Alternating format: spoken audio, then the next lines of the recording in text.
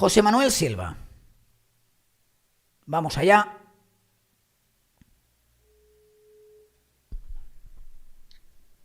Albert. José Manuel Silva, amigo, estamos en directo ya. ¿Qué tal? ¿Cómo estás? Bien, y vosotros, saludos a todos tus seguidores, que son muchos. Son muchos aquí hoy somos 2.400 en estos momentos, 2.400 personas aquí metidas esperando que te haga alguna preguntilla. Ante todo, si perdiste o ganaste tu partido de baloncesto. Pues mira, jugamos 4, vamos haciendo 2 partidos a 21, hicimos 4 y ganamos 2 y perdimos 2. Está bien, ¿no? Bueno, está bien. Conozco algunos equipos que han perdido más. José Manuel Silva, para empezar, yo te he enviado esta mañana un par o tres de noticias las que hemos sacado estos días sobre el tema de la querella criminal que va a interponer, hoy que ya está tramitada Gloria Camila judicialmente a Rocío Carrasco. Lo has podido chequear, ¿no? Un poquito. Sí, me he enviado las dos noticias, que son largas, pero me he mirado, sí. Creo que más o menos, ya sabes que yo no estoy muy al caso de quién es cada uno. Lo sé, no te preocupes. En esta saga, pero bueno. No, mis preguntas son jurídicas. Venga, vamos por ellas, mis preguntas son jurídicas. Primero, para empezar desde la base, el hecho de que el abogado, en este caso Trebolle, nos diga ya hemos tramitado esta querella criminal. ¿Qué significa que se haya tramitado y a partir de ahora qué recorrido, qué es lo que tiene que pasar jurídicamente, vaya, con esta querella? Bueno, digamos, yo entiendo que supongo que lo que se habrá dicho, el verbo correcto sería presentado, ¿no? Porque la tramitación es lo que ocurre durante el procedimiento. Entonces, lo que se hace en estos casos, porque son siempre, en estos casos son querellas a instancia de parte, es decir, no es, bueno, puede ser que haya un delito de oficio que se persiga por parte del fiscal, pero en principio entiendo que si han presentado una querella es siempre porque hay un abogado en nombre de alguien que la presenta, ¿vale? Entonces, una vez se presenta, se tiene que admitir o no a trámite. Y ahí es donde entiendo que cuando dicen que la están tramitando es que la han admitido, ¿vale? Debe ser el primer punto en el que el tribunal considera, el juzgado al que le corresponde tramitarla, admite o no, porque podría ser que la inadmitiera desde un principio. Desde el punto de vista procesal, eso es posible, porque en algunos casos dice aquí no hay ningún tipo de delito, ni esto va a tener recorrido, por lo tanto ya no se admite. Si se admite no quiere presuponer nada, pero sí que digamos que reconoce que hay una serie de requisitos que se están cumpliendo y que es posible que haya indicios de que se haya cometido algún ilícito penal. Entonces, por eso entiendo yo que cuando dicen que se está tramitando es porque la han presentado y la han admitido. Esto es lo que entiendo yo, pero insisto que tampoco tengo la información directa del juzgado más allá de lo que he leído en las informaciones que me has pasado. Sí, esto, bueno, en el lenguaje Trebolle me hablaba de que ya estaba tramitada, que entiendo que es lo que tú comentabas de... Sí. Si dice que está tramitada, quiere decir que la han presentado y la han admitido a trámite, por tanto ahora ya está iniciado el procedimiento penal. Claro, aquí hay momentos de cortocircuito porque este documento, a priori, es un documento que presenta Rocío, sin el a priori. Este documento es un documento que en su momento presentó Rocío Carrasco sin que se lo hubieran pedido. Es decir, lo que le pidió la jueza en ese momento eran los documentos privados de Rocío Jurado que iban a emitir en la docuserie.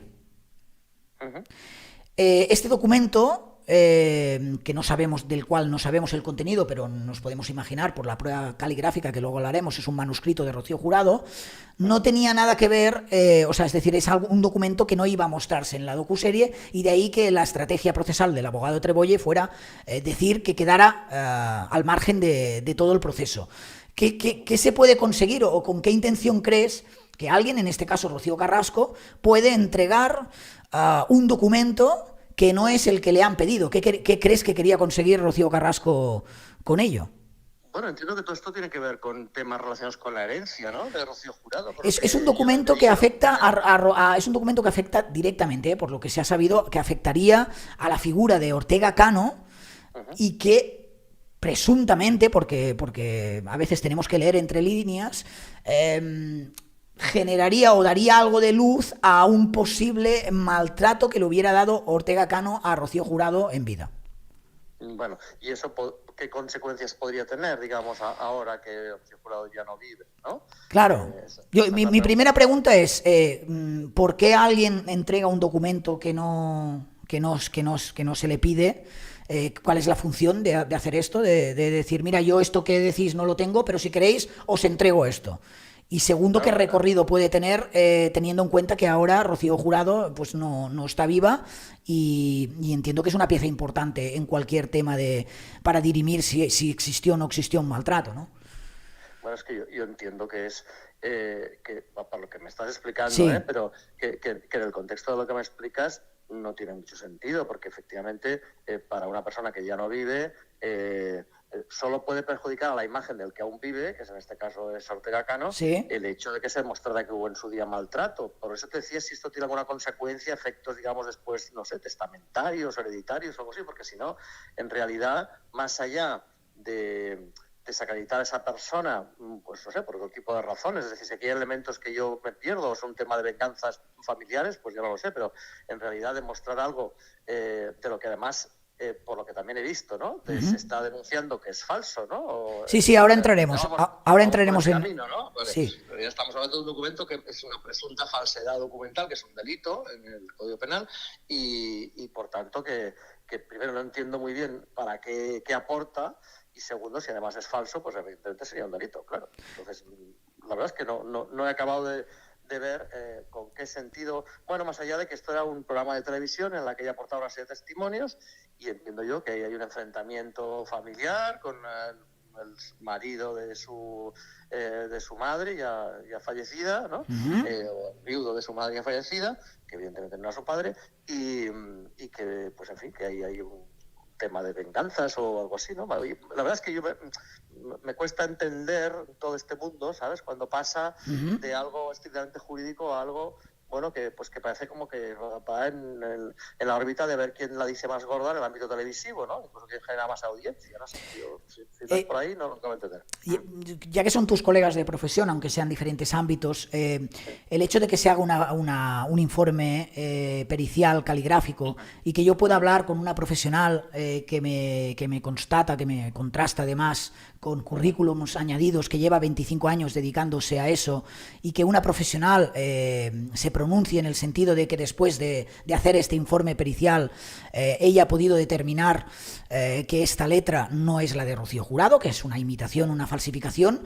Entiendo que si una profesional contacta es decir, el periodista contacta con la profesional con el prestigio y el recorrido que tiene, le hace una declaración así, es muy difícil pensar que nos pueda mentir, ¿no? No solo eso, sino que, fíjate, aunque efectivamente no es mi profesión, sí que conozco muy bien el mundo del peritaje forense. Y primero, que sepáis que en cada ámbito judicial hay una serie de peritos forenses reconocidos por el juzgado, que cuando, por ejemplo, se le pide, o sea, cuando es el juzgado el que pide un peritaje, lo piden ellos directamente, o cuando lo pide alguna de las partes, si es un perito que está reconocido oficialmente, que es el caso de esta mujer, ¿no? Que ha hecho el peritaje, evidentemente el juzgado le da muchísimo más valor, porque son peritos oficiales reconocidos por su profesión, por su trayectoria, que después de hacer una selección entre los que hay, pues son unos cuantos elegidos que en cada ámbito judicial actúan cuando se les solicita su actuación. Por lo que he visto también, el trabajo que ha hecho es un trabajo serio y muy profesional, con lo cual si ella dice, como afirma, ¿no? Como he visto que afirma, que es muy contundente la prueba de que esta no es su letra, probablemente, es casi seguro que el juzgado lo va a admitir como prueba, ¿no? Lo va a admitir como prueba, porque en fin, son profesionales reconocidos, en este caso en el Zaragoza, si no recuerdo mal, y efectivamente, como tú dices, el hecho de que haya hecho un informe tan contundente tiene muchísimo valor. A ver, yo no podría decir así. De hecho, ellos mismos no dicen nunca al 100% que eso sea falso, porque, por ejemplo, podría ser, yo recuerdo casos que,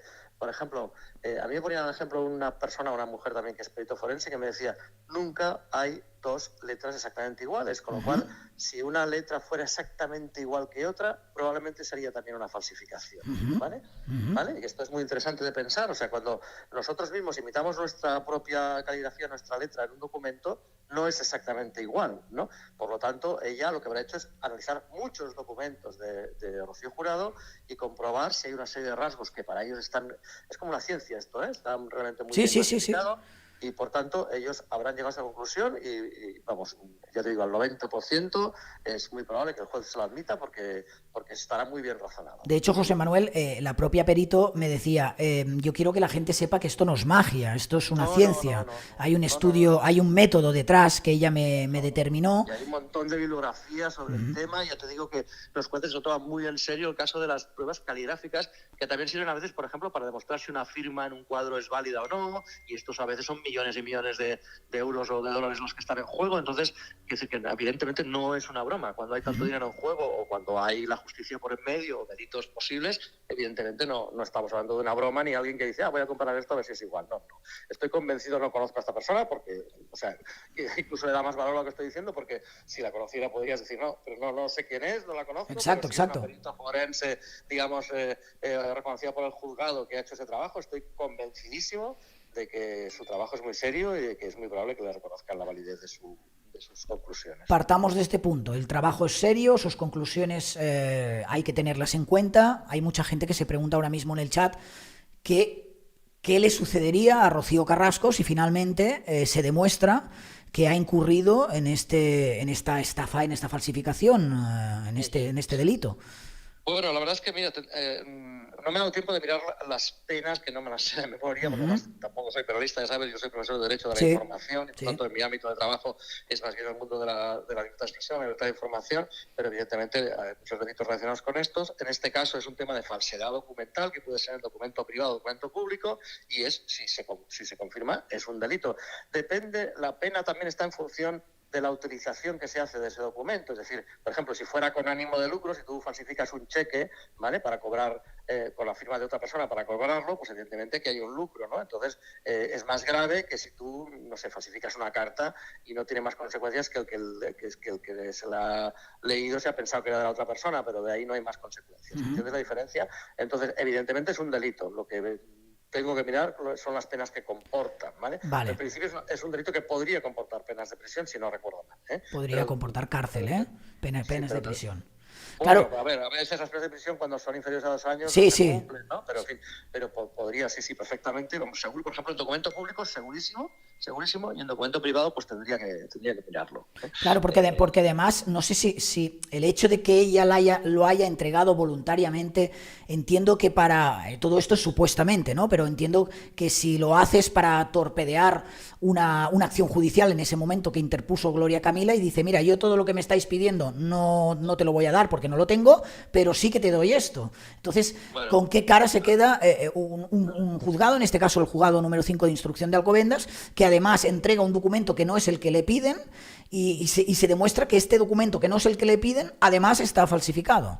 Bueno, por eso te decía que ahí es lo más importante, porque el objetivo que se perseguía con esa falsificación es uno de los elementos para graduar la pena una vez se haya demostrado que hay un delito. Entonces, si además se ha utilizado en un juzgado que tiene validez de documento público, pues es aún mayor la responsabilidad del que lo ha cometido. Y además, lo que pasa es que hay que demostrar la autoría, que está la segunda, porque, no sé, o sea, una cosa es que sea falso y otra cosa es que se demuestre quién ha cometido ese delito, esa falsedad. Y esto hay que probarlo, porque, claro, ¿sabéis? Funciona el principio de presunción de inocencia, por lo tanto habrá que demostrar que lo ha hecho ella o alguien, o que ella lo ha utilizado sabiendo que era el autor, ¿vale? Porque si no se demuestra que ha sido ella, o que a ella, por ejemplo, se lo dieron pensando que era cierto, es muy importante, cuidado esto, pues podrían eximirla de esa responsabilidad. Es decir, ¿tú crees que como defensa, en el caso de que finalmente se diera que realmente ellos, por lo que sea, la perito ha hecho bien su trabajo, que no lo dudo, ellos entiendes que se podrían acoger a decir que ellos no lo sabían, ¿no? Entiendo que... Bueno, entiendo que sería la única línea de defensa si se demuestra que es falso, que es que ella lo presentó pensando que ese documento era correcto, era cierto, ¿no? Que era la letra de su madre y que por tanto por eso lo presentó y lo entregó y lo demostró, ¿no? No, insisto, ahí está por ver cuál era el objetivo y después hay que probar. O sea, los delitos siempre hay que probarlos, nunca se da o sea, la inversión de la carga de la prueba corresponde siempre a quien ha de demostrar que hay un delito, no a la inversa. Tú tienes que demostrar que alguien es culpable, no que es inocente, ¿vale? Por tanto, hay que demostrar efectivamente que esa persona, no solo que el documento es falso, sino que esa persona es la autora, o quién es el autor de esa falsificación. Entonces eso quizá no sea tan fácil, porque a lo mejor ya puedes, mira, lo tenía entre los papeles de mi madre lo presenté al juzgado pensando que tenía autoridad, y entonces si no se puede mostrar que fue ella o alguien de su confianza, pues será difícil también condenarla. Entiendo por ahí es un poco quizá la defensa, pero vaya, todo esto estamos elucubrando, ¿eh? Sí, sí, estamos elucubrando, evidentemente. También es cierto que ella ha tenido mucho peso y mucha presencia en televisión últimamente y ha incluso amenazado al propio abogado y a la propia, bueno, en este caso a Ortega Cano, muchas veces sacando pecho de ese documento. Es decir, es una persona que yo no sé si sabía o no sabía que estamos elucubrando, que estaba y que era la letra era imitada o que estaba falsificado, en el caso que sea así, pero lo que sí que está claro es que ella sí que públicamente en varias ocasiones en plató ha sacado pecho de ese documento y de que le cambió la cara al abogado y de que por qué no querían ver ese documento. Es decir, sí que hay una intencionalidad clara de ella con ese documento. La intencionalidad está clara, es seguro que la ha autorizado. Otra cosa es que, insisto, ella pudiera defenderse diciendo que no sabía que era falso, pero también el concepto, si me permite, el concepto de sacar pecho desde un punto de vista judicial no tendría consecuencias más allá de que de ese sacar pecho, por entendernos, haya una ganancia, ¿no? Un tipo de rédito, ¿sabes? O sea, si es un tema simplemente que está en el ámbito de yo digo la verdad, tú no la dices, yo miento, te quiero perjudicar o te quiero hacer daño, pues aquí habrá que demostrar cuál era el objetivo, si realmente detrás de eso había un ánimo de lucro, si había una finalidad de engañar o de conseguir algún tipo de beneficio. Todo eso son elementos del tipo delictivo, porque ya insisto que una simple falsificación, hombre, entregar un documento falso en un juzgado ya evidentemente es un delito, pero si se demuestra que es falso. Pero primero hay que ver quién lo hizo y segundo, con qué objetivo y con qué finalidad, y a partir de ahí pues el juez decidirá, ¿no? Acuérdate que tengo un par de minutitos. Sí, la última, muy rápidamente, José Manuel. No, sí. Y además es que ya se lo he dicho al chat, que serían 10 minutos porque tú has encontrado un huequecito para atendernos muy amablemente. Simplemente, es cierto que en ese proceso judicial de Gloria Camila, ella negó tener documentos de titularidad privada de Rocío Jurado que se vayan a mostrar en la docuserie, y el abogado Trebolle pues a nosotros nos decía, hombre, y finalmente ha terminado mostrando, por ejemplo, un Antiguo y un Nuevo Testamento de Rocío Jurado, que esto sí que es un documento titularidad privada de Rocío Jurado y que en su momento no entregó a la jueza para que Gloria Camila lo pudiera ver, con lo cual estaría incurriendo en un delito de estafa procesal. Mi pregunta es... mi pregunta es si tú lo ves así, y en el caso de que estuviera incurriendo un delito de estafa procesal, ¿esto quién lo tiene que denunciar? Es decir, ¿puede entrar la jueza de oficio o tendría que ser el propio abogado que también tendría que iniciar una demanda por considerar que ha incurrido un delito de estafa procesal? Bueno, mira, a mí la verdad es que ahora me faltan un poco de elementos, pero entramos en otra dimensión, que es el tema de la validez de los testamentos. El concepto de testamento privado, digamos que no existe en el sentido de que un testamento que se queda en documento privado, si luego no ha sido mostrado, validado y aceptado, aunque sea por un determinado tipo de pruebas ante un notario o ante la autoridad correspondiente, no tendría validez. Es decir, para cuando se muere una persona, para entendernos, hay lo que se llama el registro de últimas voluntades, ¿vale? Entonces, cuando fallece alguien, sus familiares lo que hacen es pedir a ese registro cuál es el último testamento válido, porque puede ser que haya una persona, porque los notarios, cuando hacen testamento, siempre comunican una copia a este registro de últimas voluntades, ¿vale? Entonces, es la manera, lo digo además porque a la gente esto le puede ser muy útil, que cuando alguien fallece, pues lo primero que hay que hacer es pedir un certificado del registro de últimas voluntades para ver cuál es el testamento vigente, porque hay gente que cambia el testamento sin decirlo. Si luego hubo un cambio posterior a otro testamento en el ámbito privado y ese testamento se quedó en casa y no sirvió y no salió en ningún sitio y tal, pues claro, ahí, o sea, si en el momento que se abre el testamento ese documento no aparece y aparece posteriormente, yo creo que no tendría validez. Pero insisto, ahí ya estamos en un ámbito más civil, ¿no?, en el que habría que ver si realmente cuál es el último testamento, cuál es el válido, si han aparecido otros posteriores. Bueno, ahí hay todo un mundo en el ámbito de las sucesiones que, pues sinceramente, también sí que ya no es mi especialidad y no me atrevería mucho a meterme. Vale. Pero bueno, evidentemente está claro que aquí, si están hablando de diferentes testamentos y de autorización de testamentos, bueno, pues habrá que acreditar que son testamentos reales, oficiales y validados, ¿no?